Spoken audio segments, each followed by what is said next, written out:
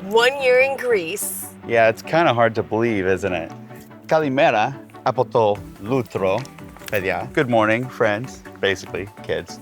From Lutro. We drove about an hour from home and took a boat here because it's a really cool place that we wanted to celebrate this moment. And there's no cars in this town.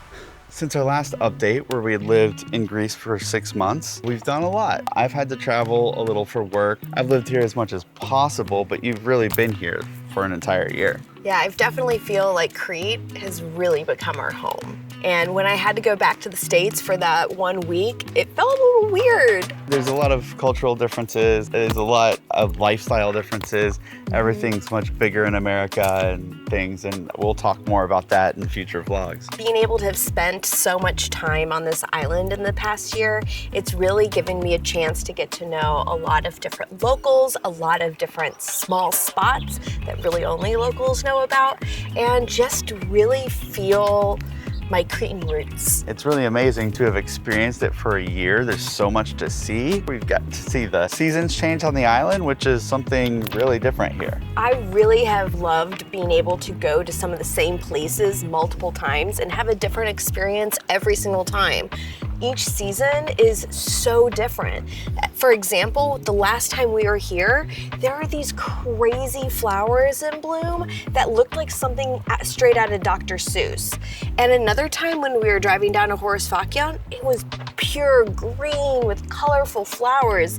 And now that we're at the end of the summer, everything is a little more on the brown side. This is as dead as the plant life has felt on the island, but it's like the best time of year to swim because it's hot outside, but the water's refreshing and a really good temperature. When the spring going into the summer, when it might be a similar temperature outside, the water is really cold. So it's interesting to see it change in that regard, but also the locals, a lot of people work like 6 months a year or 7 months a year, 8 months a year, and then things shut down for the rest of the year. So it's interesting as the seasons change, and experiencing winter here was a much more different experience. When we first moved to Crete, so many of the locals were telling us, just wait until October, November. That's when Crete becomes paradise. And they were not wrong. It was really nice to experience Crete during the off season. Even into the winter months, there's still enough life that a lot of things are still happening, but it's just a lot calmer, a lot more peaceful.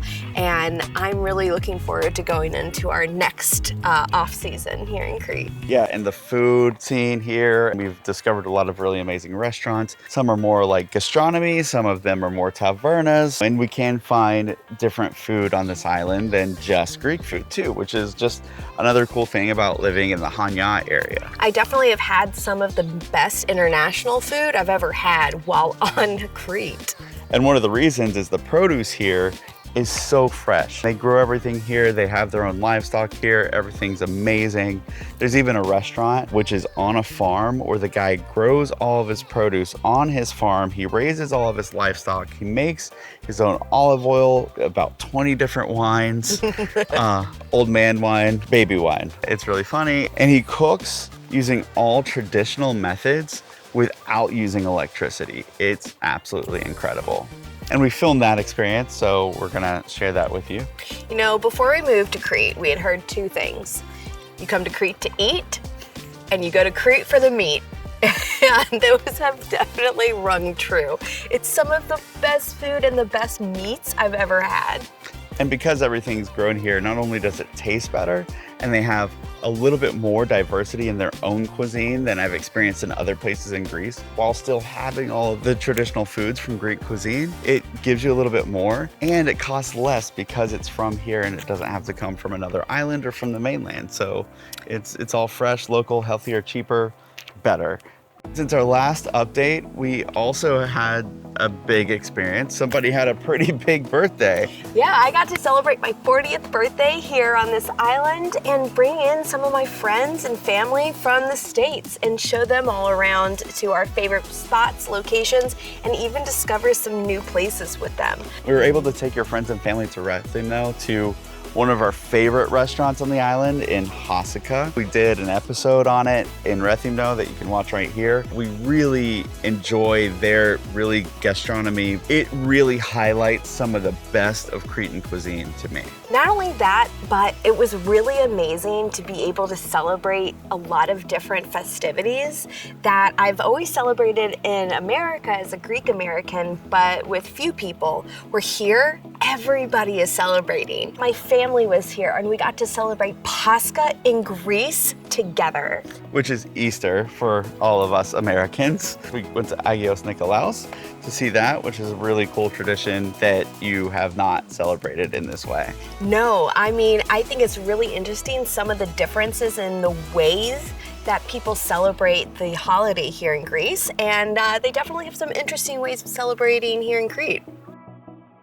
And after everybody left, we were actually leaving a lot sooner than we had planned on a road trip to be able to capture our Becoming Greek episodes. So we drove across Crete, caught a car ferry, did a video on that. If you don't know, we really started this channel because we love Greece and the Greek people, the Greek culture, and we really wanted to share that because we didn't feel like Greece was fairly represented. And also because as an American who traveled here and went to different places here, I started to realize like, wow, this is Greece. Everywhere is so different and so unique. So a lot of it is this self-discovery and figuring out just what makes different places in Greece so special and so unique, from the people, the culture, the food, the dance, the music, the architecture, and history. So on that trip, we went to Rhodes, Halki, Symi, Kos, Syros, Agios, Folegandros, doing episodes on 5 of those islands, 7 different episodes, and that's our season 3 that we're putting out right now as we speak, actually. Pause. Okay. All right, that's better. Man, that's always getting right in my eyes. All right, time out, Zach Morris. Traveling the Greek islands, it's always been a wonderful experience for us, but I think this time it gave us a great reflection as to how much we really have turned Crete into our home. And one of the things I kind of found to be a little funny is some of the best restaurants that we ate at on our island travel ended up having Cretan chefs. We found all these places we really love in Greece and really understood what makes each special and unique. But I do think for a place to live, Crete has what we want. And now I don't think Crete is everybody's island. I think Crete has a lot more Greek culture than a lot of islands, but maybe are a little less cosmopolitan, and I think a little bit harder to even fit in with when you're living there than some of the other islands like Rhodes. But we'll talk more about all of that in a different video. I do think that there's an island for everybody in Greece. For sure, and I really do feel like once you find your island, that's really where you want to be. We've really fallen in love with quite a few of them, and it's hard to go to new places sometimes because we just want to go back to Skopelos, go back to Folegandros, go back to Corfu, and we will.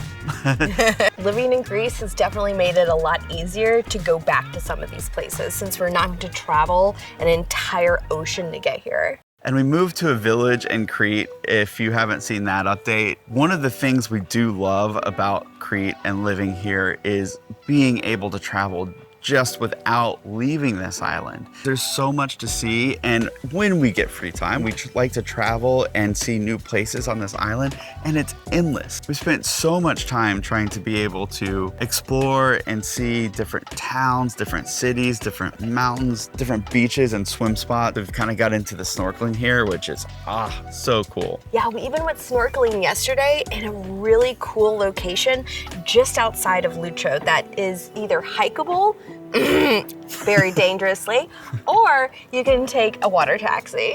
When we hiked there from Lutro, it was a scary hike and almost died. But there actually is another gorge that lets out at Marmara Beach that is a safer hike, I believe. Speaking of that, Crete is gorgeous. Wait, Katina, I've never heard you say that. What do you mean? Well, Crete is definitely beautiful, but it's also full of gorges. Samaria Gorge is the second largest gorge in Europe, but there are so many gorges everywhere. We went to a waterfall in a gorge. You're able to drive through a lot of gorges, like Verisou Gorge. So if you're not able to hike, you can still experience this in sort of a way. And it's really beautiful to see just the drastic landscapes on this island. And how crazy it is that throughout all of these gorges and mountains, you're seeing goats just like on the mountain walls, basically. I mean, how they can do that, I don't understand. There are some things I miss about America here with some of the entertainment things, but there's a lot. And if you can tap into your adventure side, you have the mountains and the sea. There's so much to do as far as exploring this island. That really helps for me. And culturally, there's a lot to do here as well. So they have Paniides, which are Saints' Day festivals, which my dance heart has literally been preparing for my entire life, because it's a night of feasting and dancing to local music. There's also Glendies for different things in Crete. So you might have one for bread that only one village makes, or Kalatsunia. There's a sardine festival, a cherry festival. So there's a lot happening here on this island, specifically in the summer. There are also festivals for people who are not necessarily looking for the local traditional thing, because it is a lot of fun to experience these things. But in some of those things that I miss, it's really cool because Hanya and Rethymno, they're very artistic cities. So they even have, there was a comic book festival, there's a film festival in Hanya, wine festivals that we went to, and it's really cool where they've activated some of these spaces. We even went to like this dance music festival in an ancient amphitheater. It was definitely Katina's vibe. Oh, it was so much fun to be able to just dance in such a cool, dramatic setting. Also, we ended up going to a really cool contemporary music and dance event in an ancient Aptera theater, which was a really cool experience to be somewhere where thousands of years ago people gathered to watch entertainment, and we were able to do the same thing in modern times. And so it's so cool to experience Crete in so many different ways. And I've been back and forth a lot. We said we were going to be here for a year and see how things went. And after 1 year, we are going to take a second year. We applied for residency, which is a lengthy, sort of difficult process. So we don't know exactly what the future holds, but here we are taking it step by step, and we're gonna have vlogs coming to keep filling you in about life here and try to take a deeper dive. So if there's anything you want to hear more about life in Greece, life in Crete, then comment below and let us know exactly what you want to hear more about. And I'm also embarking on my journey of becoming a Greek citizen through birthright citizenship. So we'll keep you updated on how that goes in our life here in this beautiful country. So make sure that you like and subscribe so that way you're able to keep up with all of our videos as they come out. So, is it time to go swimming yet? It's hot, we're sweating, let's go cool off in the sea.